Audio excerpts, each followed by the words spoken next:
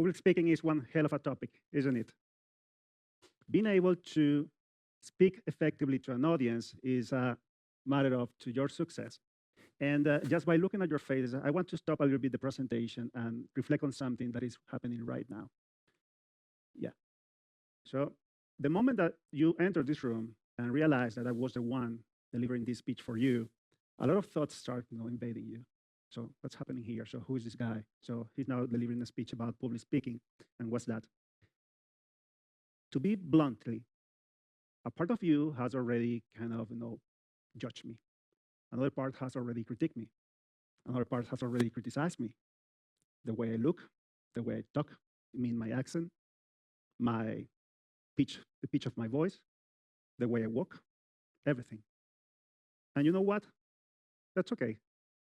Even other people has already cataloged me and situated me at a certain level of my capacity to deliver this speech. And I'm okay with that. I have done my peace with it. And what I want to tell you is that that's totally normal. You're going to be facing that. What I want to tell you right now of what's happening in this moment is that we are always going to judge people. We are always going to assess somebody else. What's this person represented to me? So there is a lot of studies happening related to first impressions. And results consistently say the same. And the same is that we always judge. We need to be aware of that. So I have come here prepared to receive your inquisitive look, your critiques, everything. I'm here open to be humiliated by you, by your looks, by your talks, by everything that you how you look at me. And I'm fine with that. And you know why I'm fine with that? Because deep inside, you want me to succeed. Deep inside, you don't want to waste your time by coming here. You want to take advantage of being here in this venue, and you want to make it worthwhile. So you want me to succeed. And I want you to keep in mind that people are always going to judge you, and people are always want to root for you. They want you to succeed. So take that example like that. I want to now revert the whole process toward you. And if I understood correctly from Mr. over there, you're going to have to pitch an idea to a series of people or persons to ask for their money so you can materialize that wonderful dream of yours. A dream that's backed up by a magnificent, disruptive, innovative idea.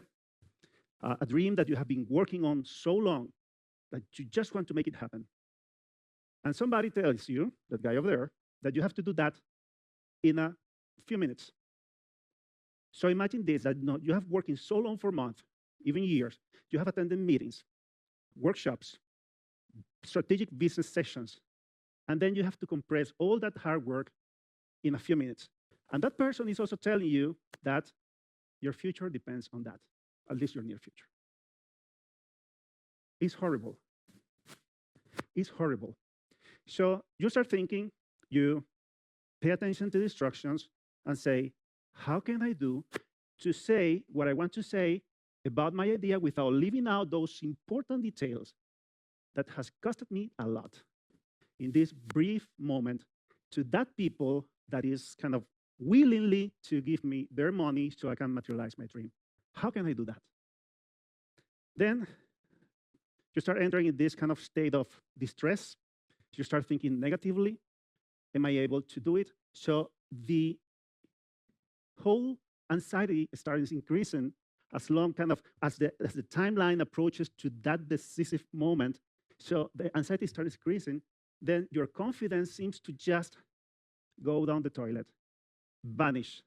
So am I prepared to do that?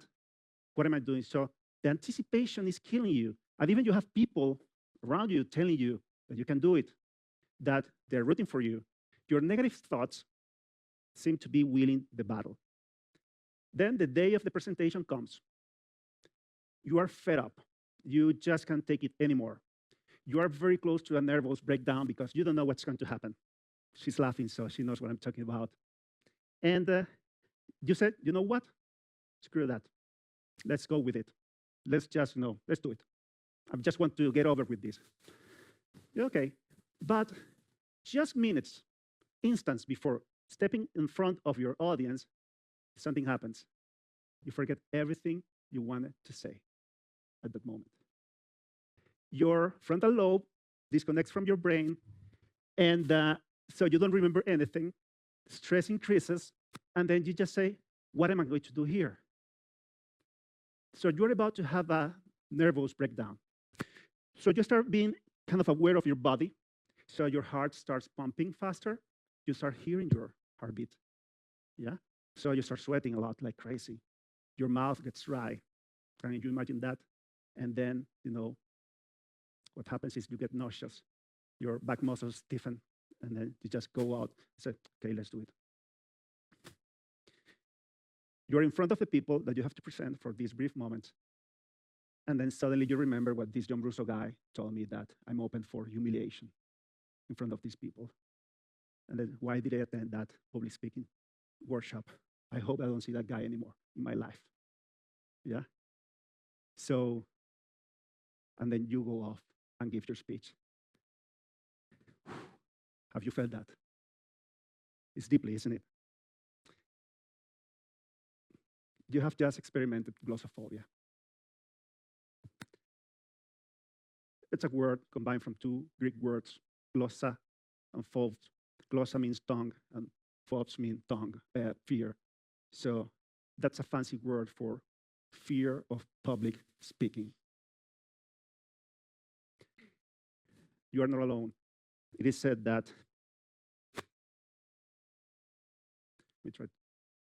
people fear public speaking more than death. That's studied.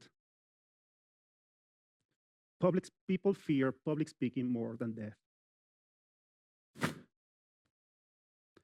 That was in a 73 study. Now in a 12-12 study, they repeated the experiment, and then they certified that yes, people fear public speaking. And the situation is that our brain doesn't differentiate about the fear to die or the fear to public speak. Doesn't know about that. Nothing. And why it happens? Why do we have fear of public speaking? You're going to find information that 75% of people in the world suffers from public speaking, fear of public speaking. You're going to find that in Finland, there are a lot of people suffering from that. You can have among your peers, and they would say, and I remember this, a professor, my supervisor, during my doctoral studies, he said that he would prefer to build a house than to say, I love you to the woman he loved. And it is not that he was public speaking, but manifesting this type of emotions provoke this fear. Have you felt about that? Have you? Great. Well, not great, but no, that happens.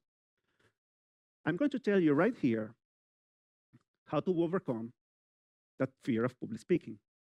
But before I do that, I want to tell you a little bit about my story in public speaking. And that started about 27 years ago, 27. And the reason for me in public speaking are two things, one name and one number. The name is Plaza. It's a Spanish word, Plaza. That means square. And the second one is 444. And let me tell you why. So I was in my third semester at the university, and I was taking this class, I studied mechanical engineering, and this class was about statics and dynamics things. So I went to class, and I couldn't understand anything this guy said, the professor, the teacher. The professor was Plaza. And he was just writing equations and solving exercises. I didn't get it. Why sometimes you use this equation? Why sometimes you use this other equation? Why you use this term and why not? I gave it a shot. I gave my best to that course. And in my university, back in the days, today, so our studies for bachelor studies is 5 years, 10 semesters. Not like here, that is 3.5 for us, is five years, 10 semesters. That was the third semester. And the grading was from 1 to 9. So if you wanted to pass the subject, you have to have 5. Or you have to have 4.5. Or you have to have 4.45. 4.45, you round it up to 4.5, and then 4.5, you round it up to 5. Well, I got 4.44. And this guy was, at the end, I remember clearly, he was lining up people, and he said, okay, whoever got more than 4, please stand in line. Whoever got more than 5, go home, pass. Whoever got less than 4, just go home. So we were standing up in line, and he was asking, okay, how much you got? 4.1. What are you going to study? I'm going to study metallurgical engineering. Okay, you have 5, go. You're not going to need this subject in your career. And then, okay, how much you got? 4.3. Okay, what are you going to study? Electronics. 5, you're not going to use this subject. I went up, I said, how much you got? 4.44. I just needed one, kind of 0.01. What are you studying? Mechanical engineering. No, you fail. Come on, but you pass a guy who had 4.1. I said, no, you failed because you need this, so you need to take it again. I said, I was so naive. I would have said, I studied electronics or something, but I went straight to the truth and I just failed the subject. It turned out that I had to take the subject again, and Plaza retired. So the last semester that Plaza was there, he retired, and I was failing his subject. And the big problem in our educational system by failing your subject is that, for example, if you fail mathematics 1, you cannot take mathematics 2. You have to pass it. So it's a prelation system. So I was delayed by a year. So I didn't do my university in 5 years by 5.5 because of Plaza. I take it again, and I was lucky to take it with a teacher that the first time I entered the room, he was magnificent. I could understand everything he was saying. It was kind of clear to me. It's like, they were talking just, 2 plus 2 equals 4. And I gave my best, and I got the maximum grade on that subject. Went to the follow-up subject, dynamics, very, very difficult subject. And the teacher was called Miracles, so in Spanish is milagros. And you needed a miracle to pass that subject. And the situation was that as I got so obsessed with the previous subject that I just nailed this next one. It was so easy for me just to get 9 again. Next semester after that, they opened up this teaching assistant position for that subject, first time. I applied, they made me an exam, piece of cake, passed it, and started, teaching 27 years ago. The first time I entered the room to teach an exercise, that room consisted of 3 groups of people. Old people, 50 years old. I was 20-something, early 20s. And I said, how can I address these old people? At the time, I'm talking about 30 years ago, more or less. People that were coming from, naturally, from the previous semester. And the third group, the worst of all, my friends that failed the exam, they failed the subject. Because they would sit, I would start explaining the exercise, and they would just stare at me and say, what the hell are you saying? Your friends sometimes at that age can be the worst support you can have. But I do it that year until I graduated, went off to work. Then Milagros had to have a sabbatical year. Nobody could fill in for her, and they called me. And then I started teaching officially in the university, very young age. And the situation is that I started presenting every time I could do it. And without knowing I was doing something that I'm going to show you right now, that every time that an opportunity came, I raised my hand and I said, I want to make a presentation about that. I want to do it. Because one of the big issues is that when you say where this fear of public speaking comes, is that we have to present. In our educational system, we are forced to present, and the results of that presentation carries out a very heavy penalty. If you present bad, you're out. You have a bad grade, you're punished. And the worst thing is that to make it more feasible for a young guy to present, they give you to read a paper. It's kind of, present something and read it. And then you stand in front of the class and start reading. Okay, this country is this, and that. And then you have a PowerPoint with the same things you're reading. So what's the idea of that? So instead of helping the person, you are doing it worse.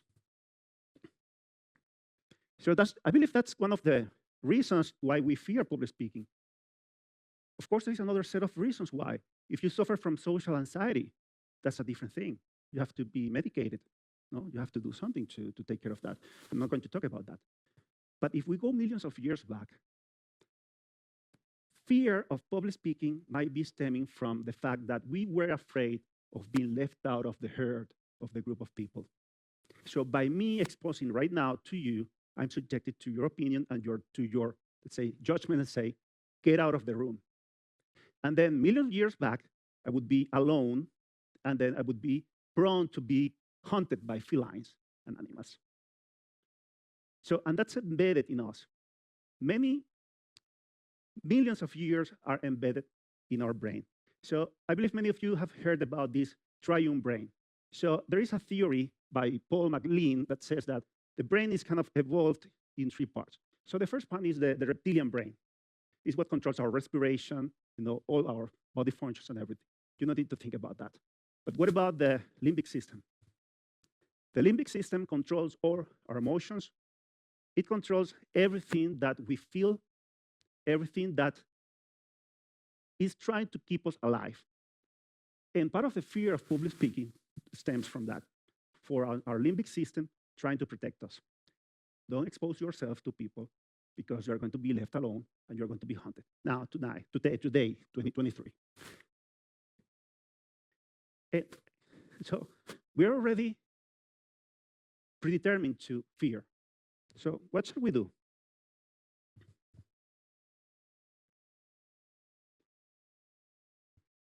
Three simple things. So you have to decide that you want to become excellent at public speaking. You have to make that decision. If you don't want, just dedicate to something else. No point. Second, something that I was doing over all these years that I didn't know I was doing. And what is that? Systematic desensitization. I was exposed over and over and over again to the same fear. And what happens with that? It went away.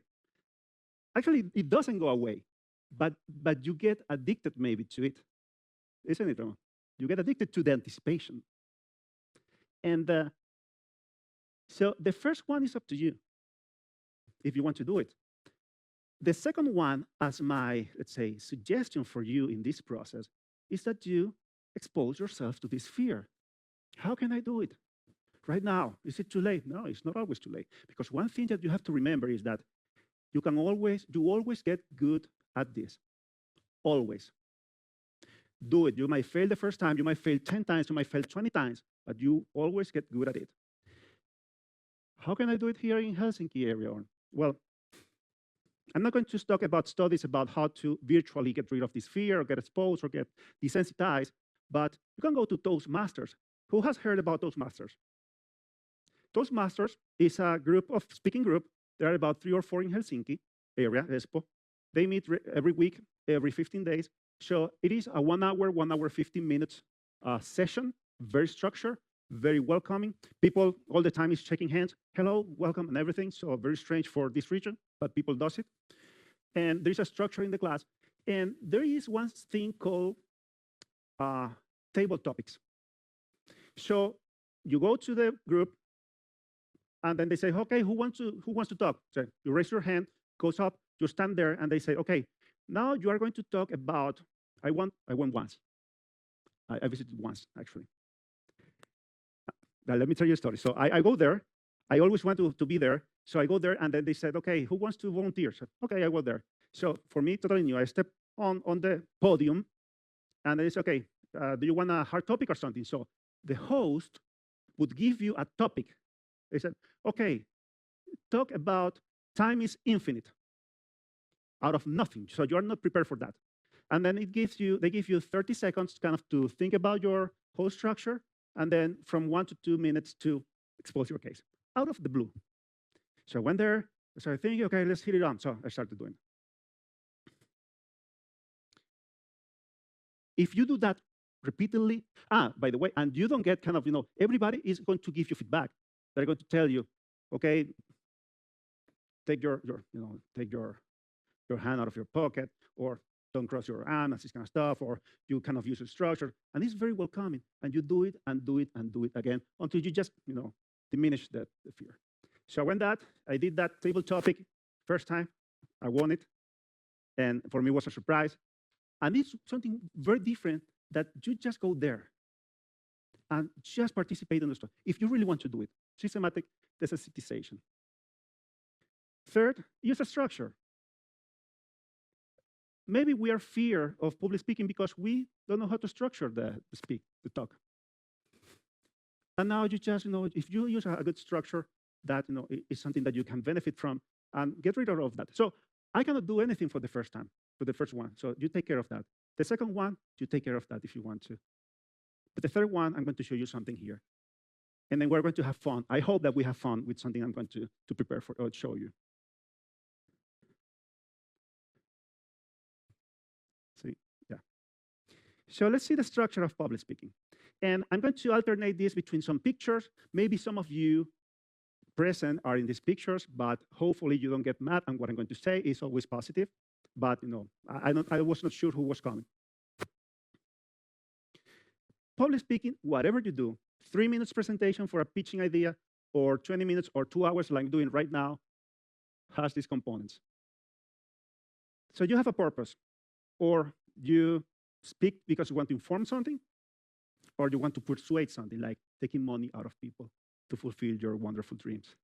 Not taking money, they're going to make a lot of money with you, definitely. I hope that you do. If you want to inform, well, there's a structure for that. If you want to persuade, there's a structure for a persuasive speech that you can follow like a recipe. You have an introduction, you have a body, you have a conclusion, and I just added up a fourth one that is kind of question and answers. This is a structure, well, not typically followed. Now, those are supported by 2 big pillars. So the pillar on my right and on your left is about kind of the language you're using, is about the visuals you're using, like PowerPoints. And if you have noticed my PowerPoint so far, this is the most complex PowerPoint you're going to see in my slide. I come from academia, and we are used to fill out, every corner of the PowerPoint with graphs, charts, theorems and everything. No, don't do that, or avoid doing that. And then the environment, these lights, heat, whatever, cold, people, arrangement, everything. And this other pillar.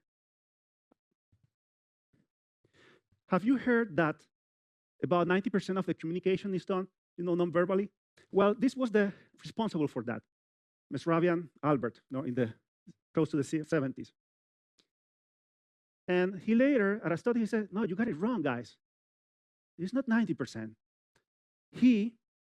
Mehrabian, is an engineer. So his education is an engineer from the MIT, a master's from the MIT. And he turned out to be a psychologist, so he moved to the psychology field and started studying nonverbal communication. And then later he said, guys, you got it wrong. I didn't mean that. 100% of the communication is verbal. If I speak, I'm communicating. But what I'm referring is that emotions are basically nonverbal. Have you heard the phrase, it's not what you said, how you said it was a problem? Not the words, but the emotions are transmitted via body language, intonation, or I'm not speaking like this, or this kind of stuff. So I'm going to focus on some topics of this structure and nonverbal communication. Briefly, what do you say in the introduction? One of the highest things is that the introduction is the moment of highest attention. The first moment you enter here and started speaking, you were all on me, focused on me. Yeah, so keep that in mind. Then you have to leverage that because poor beginnings, then people start drifting away. I would just want to share with you and encourage you not to start with, you know what, I'm not an expert in this subject, but let me start with exposing this. No. Or if you have a teacher and teacher is presenting some slide, and then the slide said, so he looks at the slide, the teacher, and says, you know what, don't pay attention to this slide. And then starts passing slides because it's not important. So avoid that. So if you want to present a slide, be a slide that is representative for your purposes. Because it's the moment of highest attention. After that, it goes downhill. Then, reveal your topic, what you're going to talk about, preview the body, and establish your credibility. When I started speaking at the moment, I didn't say my name. Hi, my name is John Brusso, and I'm here to talk about public speaking, because you already did it. So if you already did it, why do I have to do it again? Don't waste time. Your time is precious, and you might be, you might want to be somewhere else. Not that I hope not, but you might have some responsibilities to take care of. But leverage that. And let's start with something. Do you recognize these people? 4 persons, 4 people. I love those pictures, so I'm going to say repeatedly, oh, I love this picture. I'm going to tell you my reasoning of what's happening in this very moment that I was present. Ramon was present also in this big Kuyolu. And what was happening there? So I want to ask for 3 volunteers. Please, come, Ramon. Ladies, please. Fear of public speaking? Come on, desensitize yourself. Come on. Lady over there? You? No, the other one is a gentleman, I think. Yeah, please. Please. Oh, of course. Nothing is I'm not going to humiliate you or something like that. So please, Ramon. Over here. Just next to him. Yeah, perfect. Okay, just stay like you are. I want to ask the audience, who out of these 3 people is about to speak?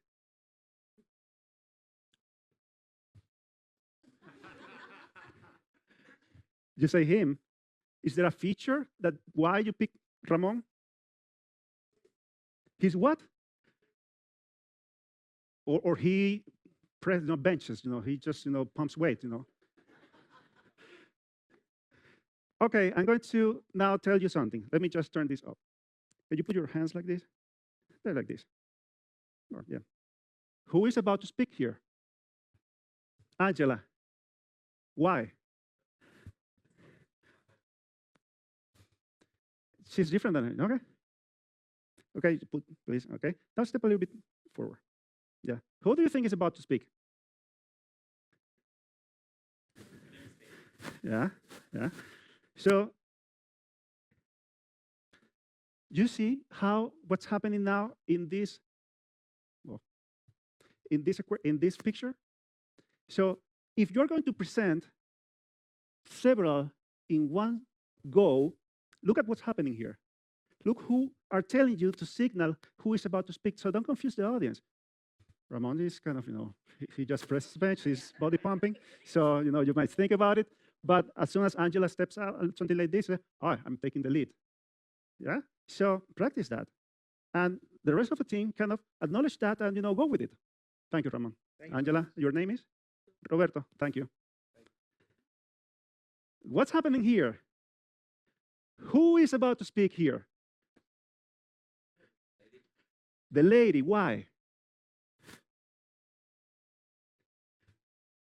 Yeah, but Andres have the microphone. But you're right.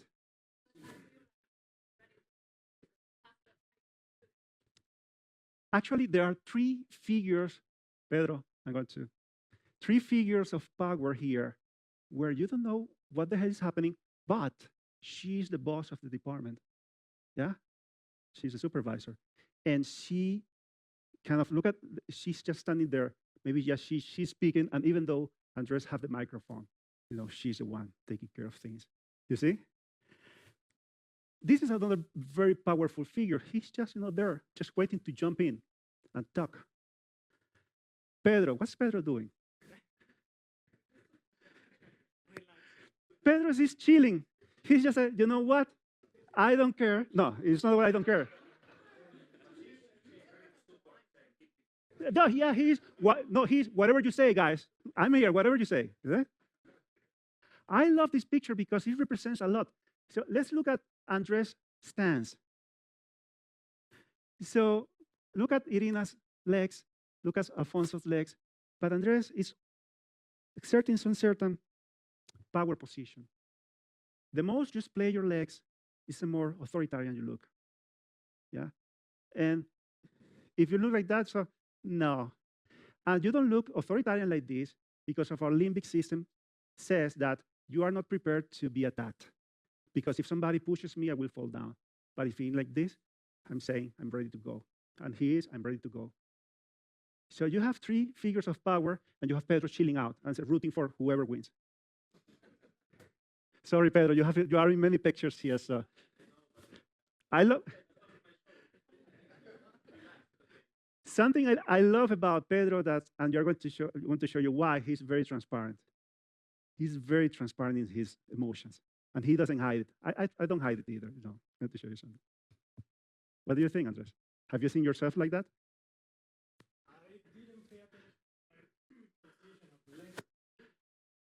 Yeah, look at the you know the back and you know the position, everything is kind of I'm ready to go. Do you know these people or some of these people?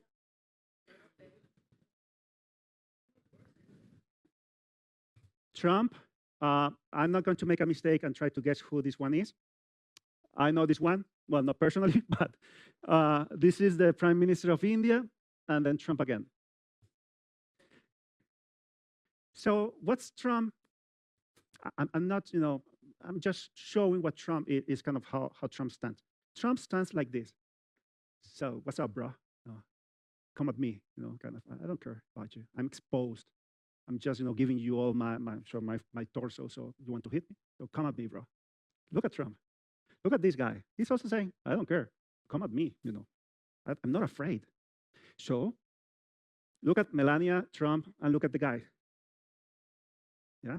So it's like when you, well, maybe not in the Finnish culture, but when you go naked in the street and then you start hiding like this, you know, others would hide like this. So you feel vulnerable. You feel unprotected. You feel, let's say, that you are exposing too much and you want to restrain yourself. But this is a typical pose of many politicians. It's a safe pose, just like this. But you are protecting yourself. And that's what, you know, no matter if it's a made-up pose, don't try not to do it. You know, guys, you know, I'm here. Come at me, bro. You know, kind of, I'm for you. Open arms. Like she's signaling, open arms. I'm here. There is something important with body language, is that it's now like that. Body language, so your body language is the product of your limbic system, meaning of your emotions. But if you change on purpose your body language, then you rewire yourself also. If I'm speaking like this to you, you're going to be closed.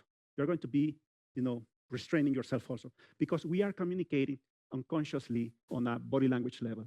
So I'm saying things, but you are picking up my signals. You are, you know, feeling, and then you automatically will try to mimic what I'm doing. And if I'm kind of closed, you're going to be closed also.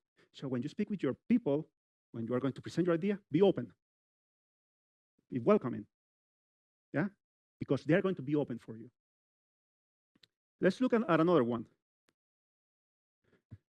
Yeah, you should.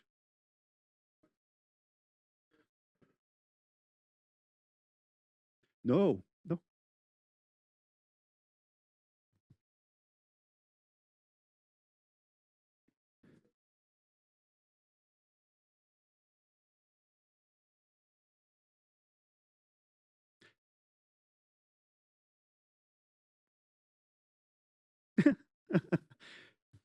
It's nothing wrong. There's nothing wrong. The thing that this favors, and to try to answer your question, this stance favors this, you know, when you personally are going to try to ask for something or persuade somebody, is that you're open. You know, yes, you look humble, and you know it's okay. You know, something that I do, even though I'm speaking about body language, I turn off my body language things. You know, I don't care. If I'm feeling a certain way, I just show it. You know, I don't manipulate my stance or anything like that. Now, just turn it off. And I agree with you. Yeah, it's okay. You know, something that's perfect. But let me show you one that is going to be similar to this. What does Sanna Marin has in common in all these pictures? With what? Yeah, she's like Keanu Reeves, but you know, in postures. You know, Keanu Reeves uses always the same, you know, shirt and everything. So if a paparazzi takes a picture, it's like, no, where was that taken? When was that taken from? Look, look, look, look. It's a typical pose for politicians. There is nothing wrong about it. Yeah. Look at Zelensky postures. Look at the stance. So what they both are signaling is totally different. She's signaling innocence. He's signaling, I'm ready to go. And he's going. But what about this one? And there was another one that I didn't want to put there because there was another woman that was like this. And I couldn't see the back hands, but this is a very authoritative, position. And she was like this. Angela Merkel. Angela is sounding like I'm ready to go.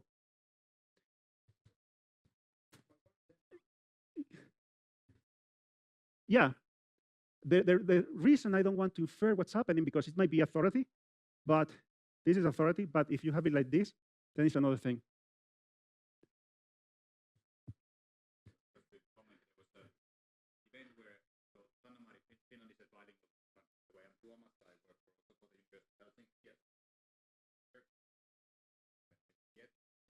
There was an event, I think it was in Poland, and she was actually, she doesn't speak Swedish. She understands, but she doesn't speak Swedish. She actually, and was a girl asked a simple question: why somebody should learn Swedish? And she was asked the question in Swedish, and then she answered in English. Sorry, I don't speak Swedish, but Finland is actually good learning Swedish like single country. But actually, that she was willing to take risks. Mm-hmm. It wasn't really, she has actually described herself as perfection, but the imperfection is something. Okay, you don't want to actually go for the risk. You want to take. Yeah, I want to make a disclaimer is that if you try to look for Sanna's pictures from before she was a prime minister, you might not be seeing her doing this. And one of the reasons might be that she is instructed to pose like that. So, as I mentioned, this is a typical pose for politicians, for players when they are, listening to the national anthem and everything. So you would see something like this, and it's become like that. Yeah, you're protecting your lower abdomen. She looks innocent. She looks like somebody needs to be, let's say, defended. Yeah. But depending on what you want to signal. Yeah, would you approach this guy if this guy comes to the street and says, hey, what's up, or you approach this, that she's something like this. So it means what you want to signal. And that has a big influence on your, say, public presentation, on your persuasion if you want to get something by doing this. Yeah, Pedro again. This is a very nice set. So this is Irina speaking. She's holding kind of the microphone. I believe she uses very often this pose. And let's look at Pedro. Pedro is restraining himself. He's clasping his hands. So there is something that Pedro is just, not comfortable with. Not in the bad ways, but, in the situation, maybe, there was a lot of people or something like that, But this clasping hands is typically of an emotion. And that emotion is that, I want to restrain myself. I need to comfort myself. And the limbic system tells you that you need to use some adapter gestures like, straining clasping your hands so you are restraining yourself. And people, when they ask a question and they feel threatened, they just clasp your hands. And this is going to be important for you and also for those guys helping you in this process because of something important here. So we're going to see also a little bit about these jurors here. But Pedro is clasping his hands because there is something that he is trying to, let's say, protect himself from. Okay, go ahead. We haven't talked, by the way. We haven't talked about this.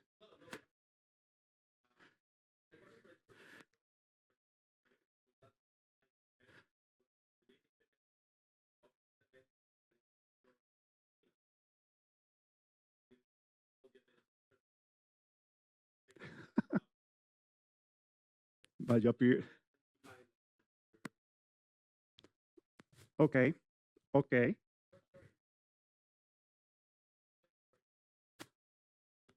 Yeah.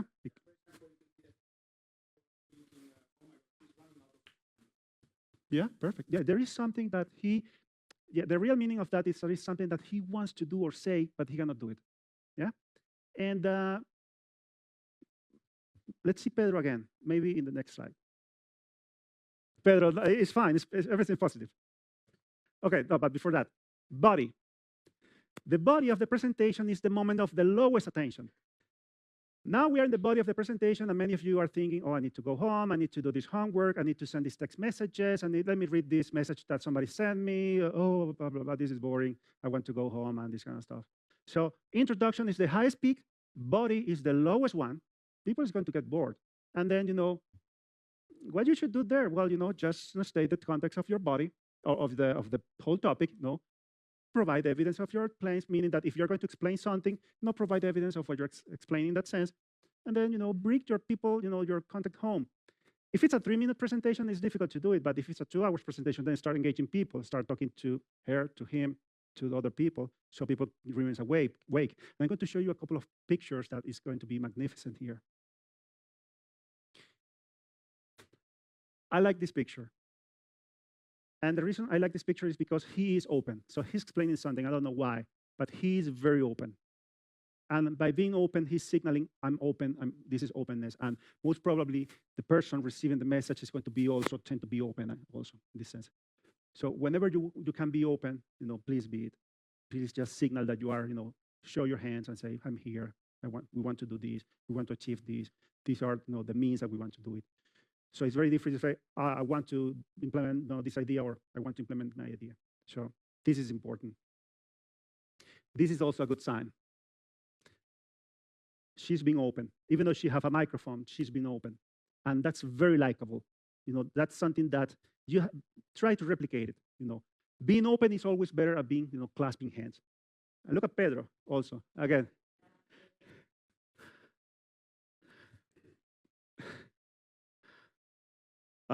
I don't know what she was doing, but she was really, struggling with that microphone. But no. Oh. Let's look at the jury here. This picture is very important, and I want to walk you in several aspects of this picture. So let's start with the first one, with Ramon. Ramon is paying attention. He's taking notes. Look, he's writing notes. So he's doing notes. So he really wants to contribute to that team and make feedback and give everything what he was asked for. So he's ready. So he's doing his job. Let's look at this one. What's the name of him? Mario. Look at the Mario's pencil. Yeah, look at the phone. I cannot read it, but he made some notes. Now, Mario, I cannot see the hands, but most probably he has his hands clasped. And he might be wanting to do or say something, but he's restraining himself. Maybe he's cold because he has the jacket, a little bit kind of like this.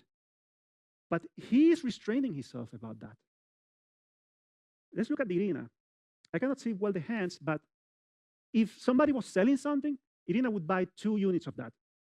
She was 1.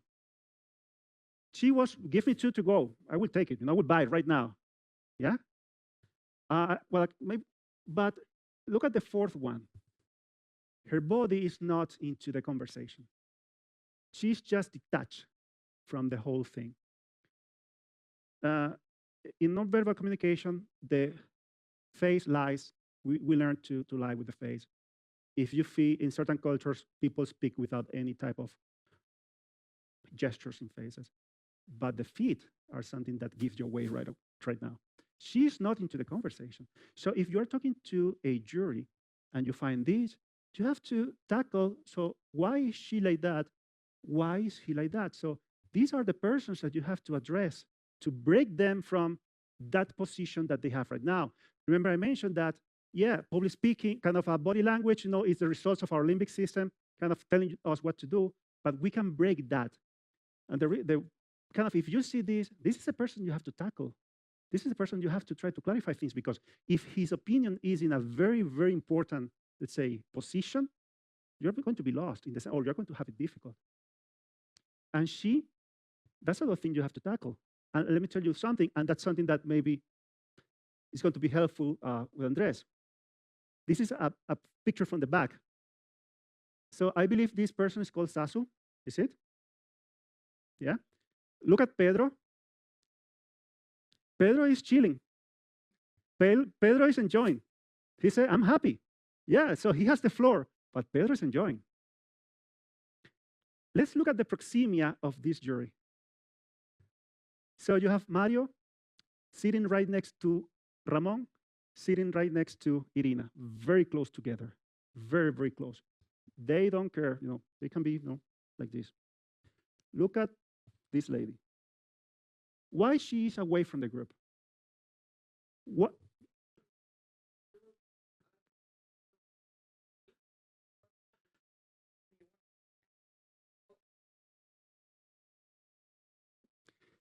That banner is causing her to shift her body away from the presentation, which is damaging the opportunities of that team. The organizers of this event, as a manner of controlling the environment of everything, should first give enough space for everybody, because the proximity of everybody is different. So maybe she wants to have more space first. Secondly, if I would do this, I would just incline the table a little bit, so all the jury is facing the people. So she doesn't have, or anybody, I'm not talking about her, I don't know the context of everything, but nobody has the excuse. And if the person indeed shifts the body away, then there is something happening, and you need to address that. So if you have, guys, if you have the chance of positioning a table that always faces that the people that is presenting, do it. It's going to favor you, because it's going to predispose the person to have, to face you. And if the person just shifts, well, you need to do something. You have to break that. But no, look at this.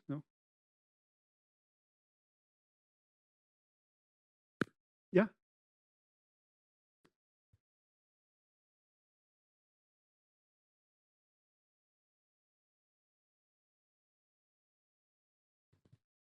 That's an awesome question. Let's put it in this way. So this is kind of, it's difficult to assess, because her intention is not to be engaged fully with that either, because of the banner, but is what's signaling there. When you see somebody with clasped hands, and you're trying, so somebody can come and try to give something to that person, yeah? So that person takes that, breaks the clasp, and then, changes that, way of, let's say, being closed by itself, So the other way is that you try to find out, but in a little bit of time, is try to find out why that person is just restraining himself, or in the case of this case, what's happening there, how to call up the tension. So, and there is a myriad of things that you can think of that, but with questions, or maybe you see something and then you might ask, if there's something that you would like to, let's say, to ask or to address, or if there is something in my public speaking that you don't feel that, is driving the point where you should go. But you have to break the clasp. You have to break the pose. So that's important to do. Sorry? What? Yeah, sure. I believe so, yeah.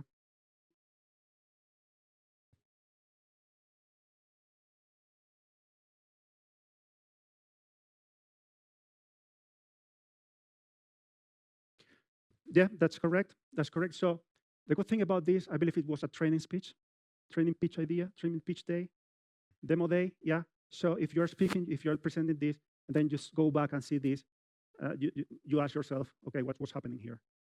So what do I need to change so this doesn't repeat? Yeah, and that's the main idea of these demo days. You are always practicing, and you need to ask for feedback. What should I do? How should I stand?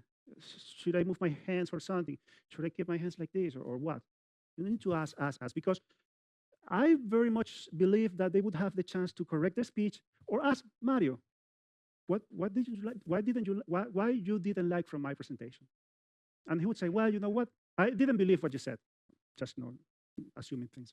And then, so why? No, because this and that. And then okay, I need to correct something. I need to modify things. Because the idea is, as you progress over the demo days or all these presentations, you are fine-tuning the message you want to send in those 3 minutes, because I mentioned that all those months All those maybe years that you have been hard working for your dreams, you know, to be compressed in just 3 minutes is insane. What should I say? What are the important parts of my message that I should, let's say, present in those 3 minutes so I capture the wholeness of everything? So it's not just a one go. Is that why I like, the demo day of, just ask.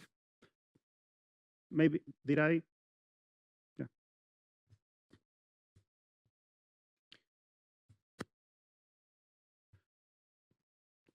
This is something, a gesture that, Steve said, well, yeah, if you, he might be cold, I don't know. As a message from our system, if you feel the need of putting your hands in your pocket, take the thumb out. Just the thumb out. Thumbs represent a very powerful gesture in our culture, well, as humans. It's something that has made us evolve. So if you feel the need to just pull the thumb out. It's way better. I'm not, if I feel comfortable, I would do it. But we are talking about sending messages, to one another.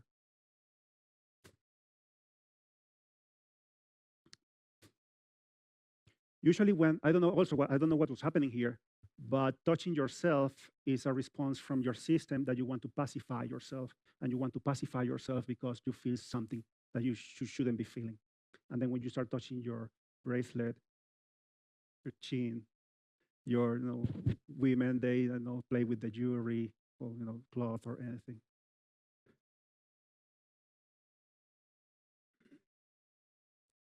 Okay, so one thing that I'm daring to do here is to try to understand what was happening in the moment without being there. Yeah. Now, when we look at gestures, you have to take care of not the gesture itself, but the changes in the gesture. Yeah. So meaning that if you suddenly are like this, and somebody asks you a question, and then you start doing like this, you say, well, something happened there that you are responding like that. See? So we need to look at clusters. Yeah.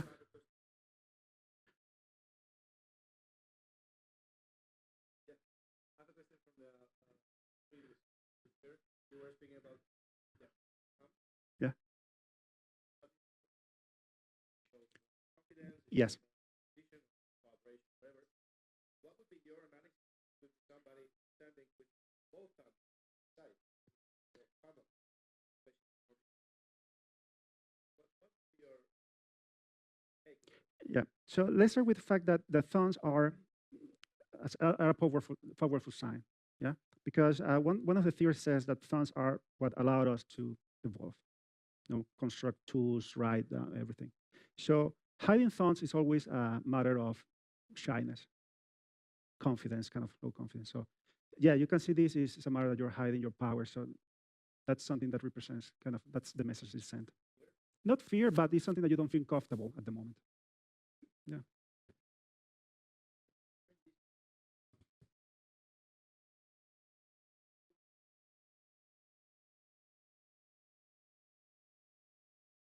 Yeah, it's important. Yeah, it's important. Yeah, that's a safe color. That's a safe color for many things. When I was exposed to the dressing black was when I started doing, again, 30 years ago, well, not 30, but 25 or 24, when I started taking my exams to go to the industry, so to be selected by human resources and everything. And you would notice at that time that most of the psychologists would wear black. And black is a color that doesn't affect your decision. So it's a very safe color. And people is comfortable wearing black because you are not just you're just safe. You're plain safe. Yeah, this is something that pacifiers kind of gestures. He is injured, yeah, but he has a very chilled position, which makes that the audience also gets chilled. And yeah, he's speaking, he's kind of covering himself. And look at this next picture. This is the same session during, I assume, the body of the speech. And count how many people are looking at their cell phones, computers, chatting, looking at the WhatsApp. Look at this guy. Is this guy here? He doesn't care. He's just yeah, whatever you say, man.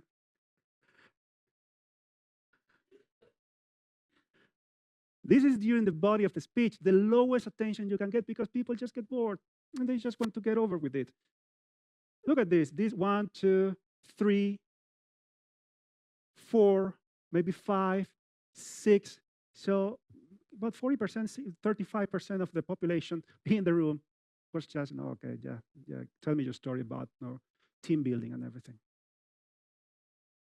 No, I'm not being mean, but this happens. This naturally happens. This is going to happen. So don't feel bad about it.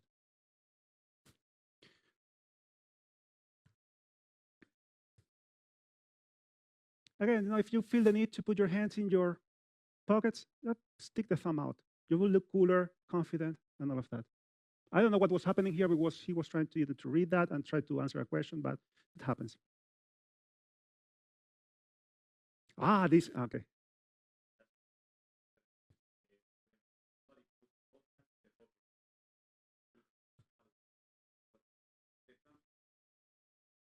Yeah. What we mentioned with Ramon is that when you have your thumbs, you're having, thumbs is a very powerful gesture.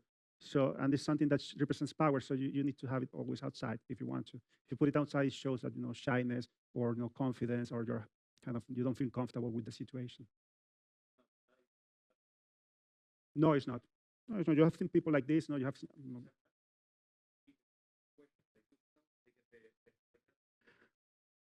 Yeah, that's correct. That's correct. That's correct.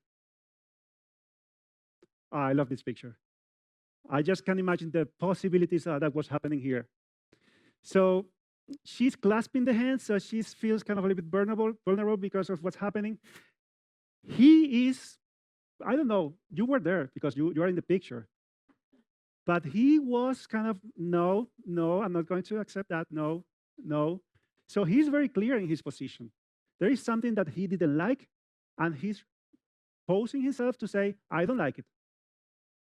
What it was happening is there was a pitch. Some of the guys were... Was he part of the team? Okay. And? Position. Yeah, so stance, display, so he's close. I don't like being attacked. I'm protecting myself. So no way, you're not coming here. Okay? And everybody's attentive, or most of them are attentive of what's happening there. There's tension, yeah. We're going to ask something? Okay. I like this picture. So he's open, he's gesturing, he's illustrating the things. He's moving hands. So I assume that he's talking about the pitching deck, and he's symbolizing a deck. So if you have this deck, you are going to be able to do it. Were you there in that picture? No. So I like this. So be open, gesture. Don't feel just standing. Just not to the stream that you speak with your hands, but gesture something. It's important. The dynamism.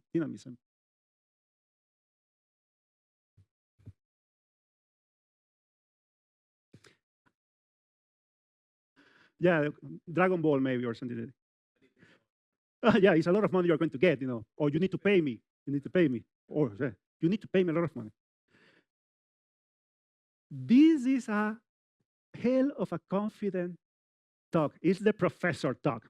Well, you know that in 1800s when these people came to this, and then he's reflecting about his ideas, his theories, and how he did great achievements, and I don't care about he's a very confident posture. I like it.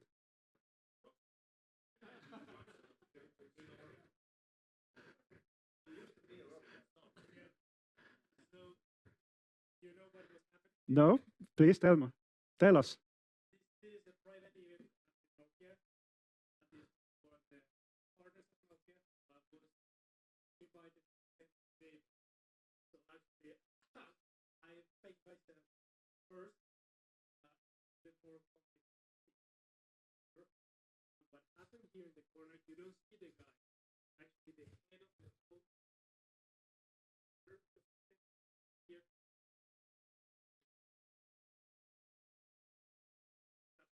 I didn't know about it. Yeah, I like it. You're going to see many professors do that. When they have they own the room and they have this big confidence about things, what's happening. I love it.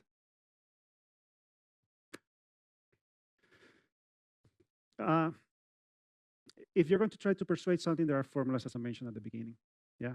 So when you present your case, you state the problem and state the solution, or you state the problem, the causes of the problem, and the solution.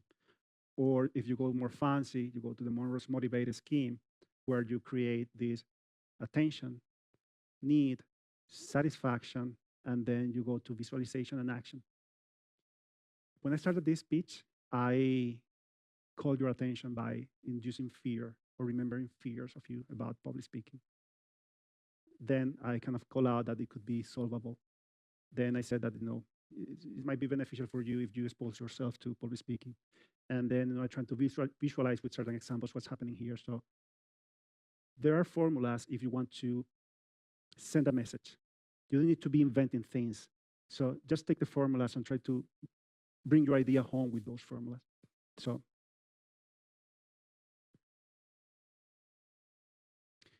the conclusion of your speech is the second moment of highest attention. Why? Because when people was bored, looking at phones and looking at messages and stuff, and the speaker says, "We're going to conclude the speech," and people, "Okay, we're ready to go home. We are going home. Finally it's ending." And then it's the second moment of highest attention. And try to use that moment to send that message that you want to send at that point, because people are not going to remember most of the things you said in the body of your speech. Just think that if you want the people who attended your speaking or anything to remember one thing about your speaking, then what would be that thing? Just one thing. That if you go out that door and say, "What the hell was John talking about this time?" No, he talked about this and that, or this kind of stuff. So try to convey that. So it's the second moment of highest attention. Yeah. Let them know, guys, we are wrapping up. We are closing. Then reinforce the main idea of your speech, that one that you wanted to go home with that. And I'm talking about a very high level about public speaking, because there are many things we can be discussing for hours here about structure, about what should be in one of each items and all of that. So this is a very high level presentation of public speaking, the fear and what you should do. A very mild tips about things. We can speak for hours about this, but I hope we can do it later. Question and answers. So you're going to be asked things. Why you say this? Why you said the other thing? Again, if you don't want to invent anything, follow structures. This PREP structure is the acronym for, somebody asks you a question, you state the point, you give a reasoning for your point, you give an example to support that reasoning, and then you close out with your point. That's it. And this is based mainly on what table topics in Toastmasters is. When somebody gives you a topic, well, state the point, give a reasoning why you're supporting the point, explain, kind of get examples, and then close back the points. You don't have to invent anything. You don't have to go wild in your head. Just use a structure. An selective point of view is when you don't agree with that, or you agree partially with two terms. So you just flirt with one term and go to the other one, following the same structure about you give a reason, you give an example, and then you go to the other option, you give a reason, and you give an example, but in the end you make a decision, and then because of this, I choose this. Pedro, here. In question and answer, this is a very nice pose for question and answer. The Angela Merkel's pose. This gesture says, I'm paying attention to you. I'm listening to you. My full attention is concentrated kind of on you. Go ahead, ask me whatever you want. I assume he was either trying to answer or listening to a question at that moment. It's a very, very magnificent pose for those moments. I like it a lot. Yeah.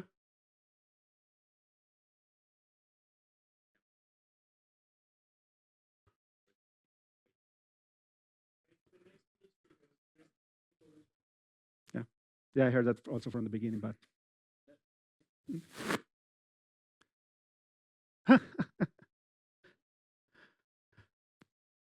look at this guy, look at that face. That was on February this year in Germany. Was my second year doing a presentation about one technology. And I want to walk you through what was happening at that moment. It was during the Q&A question. So I need to, okay, let me do an example. What's your name? Jacob. Jacob, do you have an idea that needs to be pitched? Okay, I'm going to walk you through what happened in that moment. Jacob, I'm in the audience, you're representing. Your idea is very interesting. Can you tell me a little bit shortly about your idea? Yeah, please go. Yeah, please go ahead.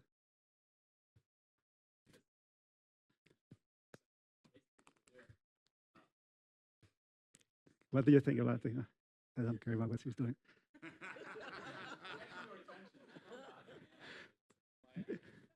I'm not listening to your idea. The example is that for a second, 2 years in a row, the same guy, because I had it, asked me a question, and he didn't care. I wanted to throw the computer at him at that time. Exactly that. He says, hey, you ask him about this number, about this money and stuff. I say, when I start explaining fully, because I feel that he's interested, he just practically takes away. That's the second time he did that to me, because he's the same guy. At least I want to throw the lectern at him. Look at this face. I'm ready to go.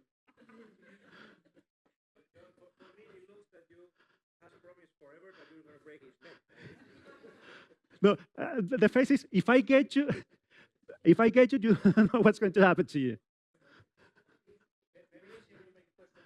No, I will go to if he's presenting, I will go to his presentation, and then when he starts answering, I will grab my things and go. It's this type of question that people does about, can you explain a little bit more about, how did you get these numbers, And then, okay, let's answer the question about how did I get these numbers, and then when you start explaining and putting everything, the guy takes away in the middle of the question.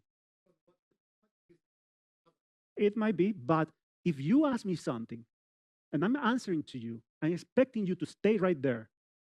You see? Because why do you ask me this? First, there are many people that they didn't know each other, so you don't know what they were thinking about it. So why would you ask me this question and just take away? Don't do it. No, nothing. I just, restrain myself and just, keep my computer, closed, and that's it, Just to bother me. Yeah, but this is a very, very, let's say, expressive picture. I have a very expressive face.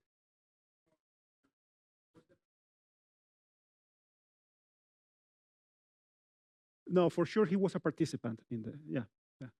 But if he was also a, well, he was a participant and he left, I didn't see him more because I wanted to approach him and say, dude, why is that? And if he was an organizer, it would be easier because I can go straight say, so what's that? Of course, he can say like he mentioned, no, it's because I just wanted to make a question so everybody feels fine and everything. You're very positive.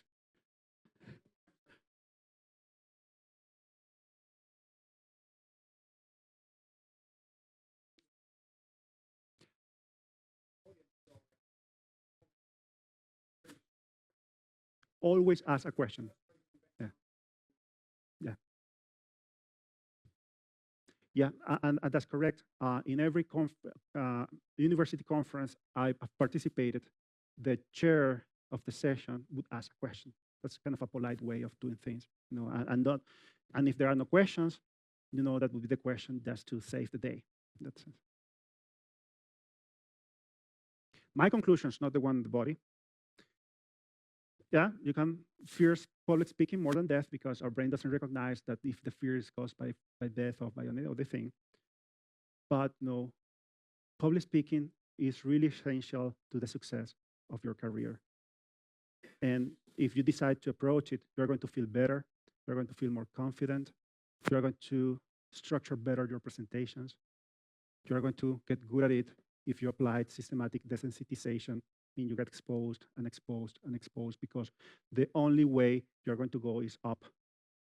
You can fail 50 times, keep trying. So make the decision of becoming excellent at public speaking.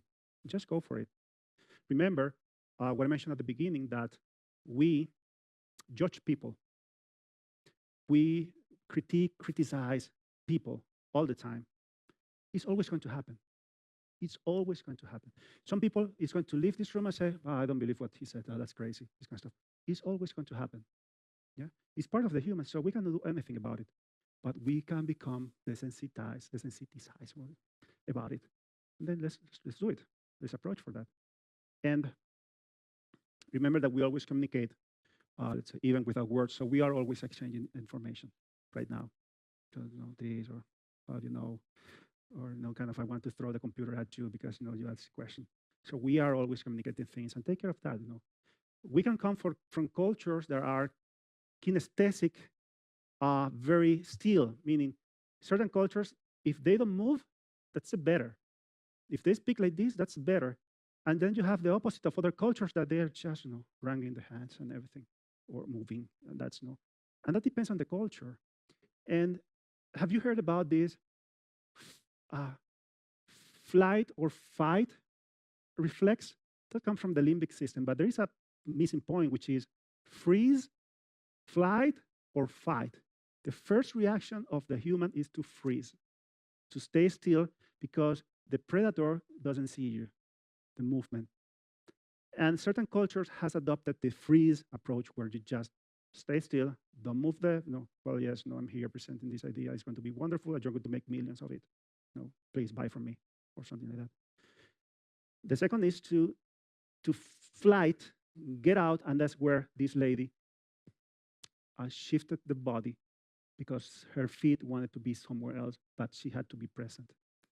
And the fight is like that, I'm here. What's up? What's happening? Contact me here. Welcome, yeah, please.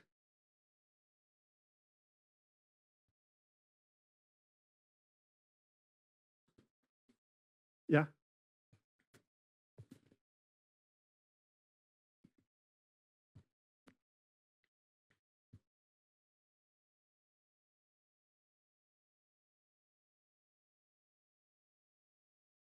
How to change, mean these kind of things?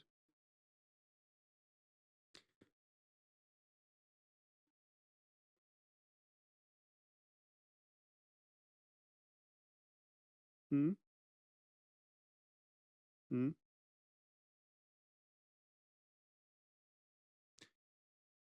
I have a very, let's say, strong position about that. So you should be who you are. That's it.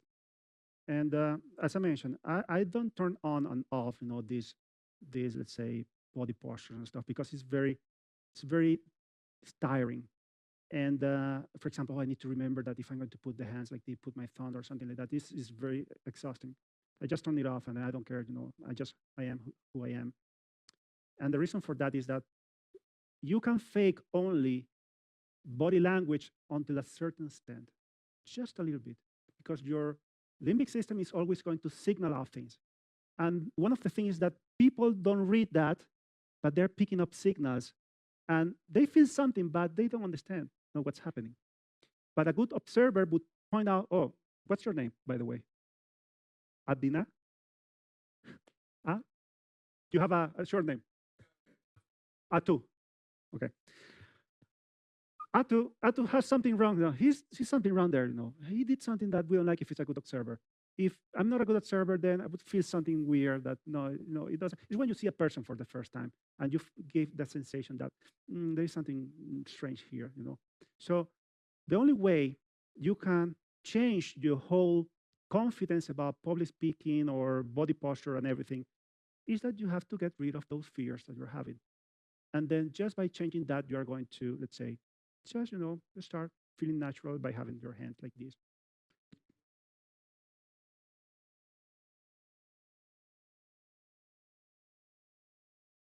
Yeah, yeah,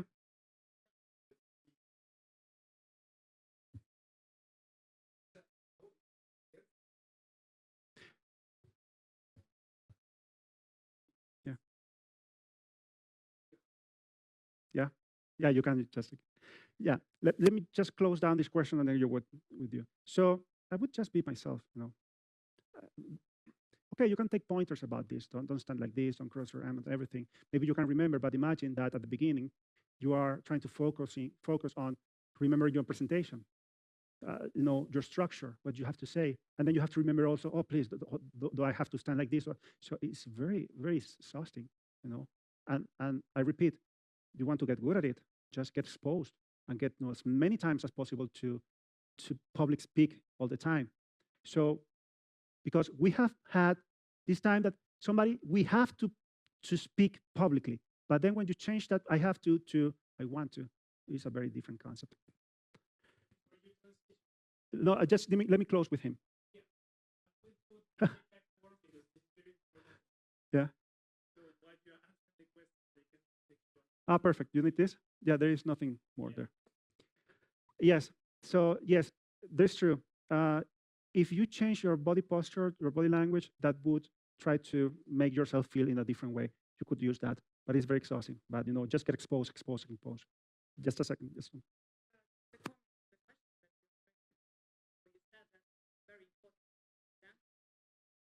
yeah. Yeah.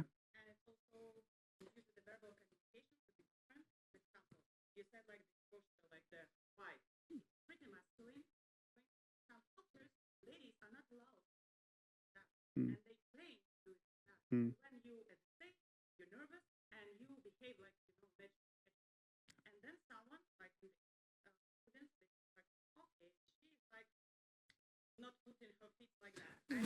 Yeah.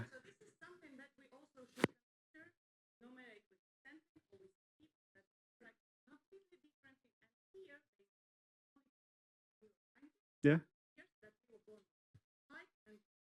Mm.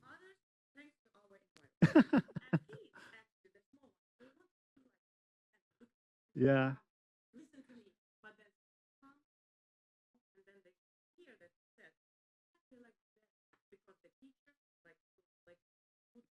Yeah. Yeah.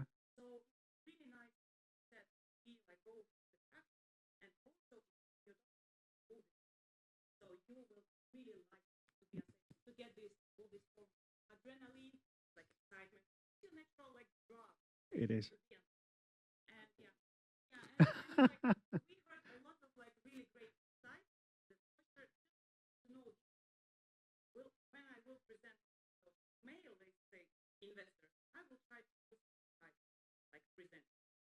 Thank you.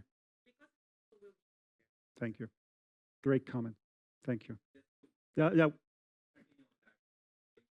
Let's go after Thomas. Yeah. When you are in a different culture, also expectations that you are coming from different culture is also one thing to consider. Mm.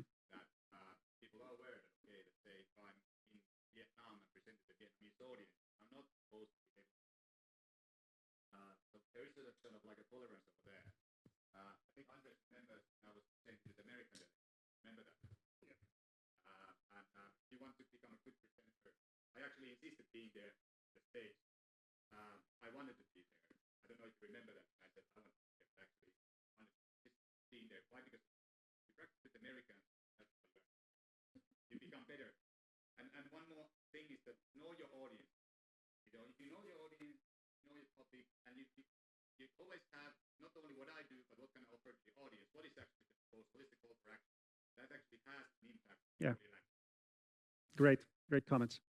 Yeah, I just about kids and kids something that they're always important. Now just point about the when the guy asked you a question and then you were not paying attention. And I was just thinking because you guys will not be pitching, and if you're an entrepreneur, every opportunity is a selling opportunity. Yeah. It doesn't matter if the guy asks you a question and you are he's not paying attention, but whoever is paying attention, for you it is an opportunity. Add to your layer of thinking of whatever you're thinking about. So every opportunity, and it is clear the question is, or more embarrassing the movement or more tense, bigger is the opportunity. Because if you come out of that, I remember that one event that that's a great. don't get stuck in That's a great comment. And what I have to add to that is that first, I don't turn on and off this kind of body language, and I'm very expressive. And that was the second time that guy did it to me. So, but that's a great comment. Ramon. Yeah, well, thank you very much for the fantastic fantastic presentation. I told you in the beginning, I'm sure I'm going to learn, and I learned more than I thought, or I could Thank you. imagine. But the most important, I know more about you. Thank you. So it's something that I really like. I connect with people. But one thing I'm lacking still when I do public, um, well, I'm lacking what I could be better, my structure. It takes so much time for me, maybe because I'm dyslexic, so my attention or the way my brain works is so complicated, Mhm. thinking like million things at a time. Yeah. But do you follow some certain trick that I could take as an example for my journey? Simply, well, yeah, there are structures for a presentation. And that structure is more or less what I presented is that you have an introduction, you have a body, and then you have a conclusion. But the important thing is that you have to focus on one idea that you want to share. And that's the idea that you want the people to know. And then whatever you write in your structure presentation is supporting that idea. That's one thing.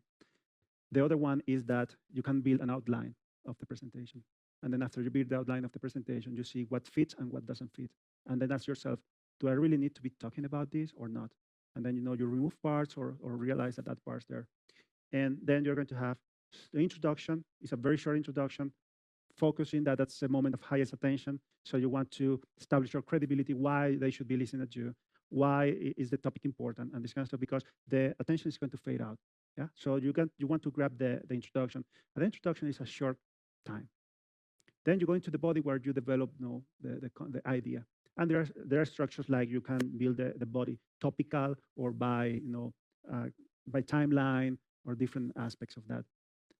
And then you move to the conclusion where the attention picks up, and then you say, well, guys, all what I said is that I want you to take this home and this and that.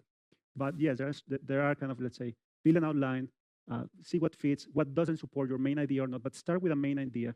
And even if you want, you can start with the body of your structure, of your presentation. And then after you have the body cooked, then you can build the introduction and then the conclusion. That's kind of a something to for. Yeah. Questions? Yeah, I kind of like more of a feeling or a comment. Like people like so kind of like we had like a lot of theory once it's done then it's like concept then it's like Yeah. Yeah. Yeah. Great. Yeah. Great. Great. Uh, it's been wonderful having you. So talking with you and enjoying this past, I don't know if it's 1.5 hours or something like that, but it's been wonderful getting to know you. I wish you the best of lucks in your endeavor. I hope that you can take home that dream and then make it happen. That's the most beautiful things that you can find there. And send me an email if you need to feel the need to ask something. Thank you very much for coming here, for investing this time with us. And that's it.